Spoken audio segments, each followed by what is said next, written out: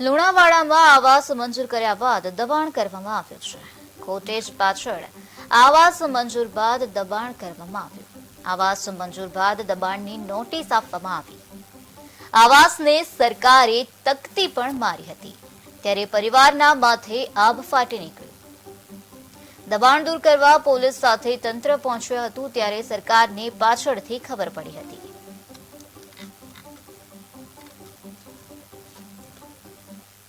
અત્યારે તો લગભગ 4-5 મકાન આ બાજુ છે, એ થોડા કાચા મકાન હતા અને આ ઘર આવાસ મંજૂર થયેલું અને ઘરની આકારણી મંગાવી લે ડોક્યુમેન્ટના આધારે અને ઘરની આકારણી નગરપાલિકાની અંદર પોચ, ઘરવેરો, લાઇટ બિલ અને રેશન કાર્ડના તે આધાર કાર્ડના પ્રૂફ ઉપર આ બધું કર્યું છે. પછી એક નોટિસ પહેલી આવી એમની, પછી બીજી નોટિસ આવતા પહેલાં અમે રજૂઆત કરી કલેક્ટર સાહેબને. તો પછી એમને કીધું કે સારું, તમારી રીતે હું કરી આપું છું. તો એના પછી ત્રીજી નોટિસો બીજાને આપી છે, પણ મને નથી આપી. અમારા જોડે બધું ગ્રુપ છે, જમીન અમારી ઘરવેરું ભરતા હતા, આકારણી બી છે. પછીથી અમને એક જ નોટિસ આપી હતી અને ઘર તોડવામાં આવ્યું છે. તે એ નોટિસમાં અમે પાછી રજૂ કરી હતી એમને. તો અમને પછી કે તમે અરજી આપી દો તો તમને તમારું ઘર નહીં પડે એમ.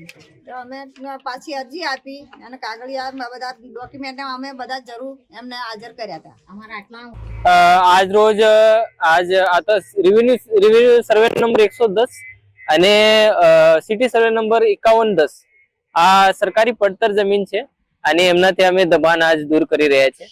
એમના ઘણા બધા સમયથી અમે નોટિસ આપી રહ્યા હતા. 3-4 મહિના પહેલા પણ એમના એકવાર નોટિસ આપેલા હતા અને અત્યારે ઉત્તરાયણ સુધી અમે રોકેલા હતા અને અત્યારે આ દબાણની પ્રક્રિયા દૂર કરવાની પ્રક્રિયા સવારથી શરૂ છે અને આ સાંજ સુધી આ ચાલશે. કાચા પાકા મકાનો છે અને આ દબાણો ઝડપથી દૂર કરવાની